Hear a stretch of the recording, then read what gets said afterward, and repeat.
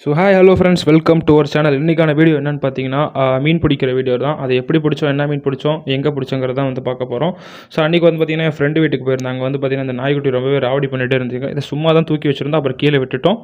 இப்போ படுறா போடாடி பாதியை போட்டு அந்த அக்கம்பர் பண்ணிட்டு.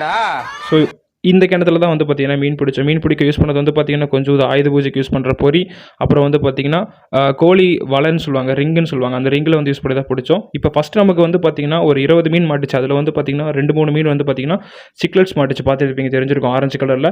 மீதி எல்லாமே வந்து பார்த்திங்கன்னா ஜிலேபி கெண்டன்னு சொல்லுவாங்க. அது வந்து பார்த்திங்கன்னா ஓரளவுக்கு பெரிய மீன் மட்டும் பிடிச்சிட்டு மீதி எல்லாமே வந்து கிணத்துலேயே விட்டுட்டோம்.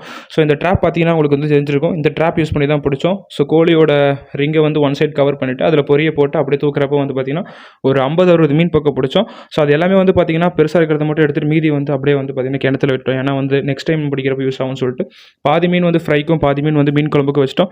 ஸோ அவ்வளோதான் friends, thank you for supporting, keep supporting.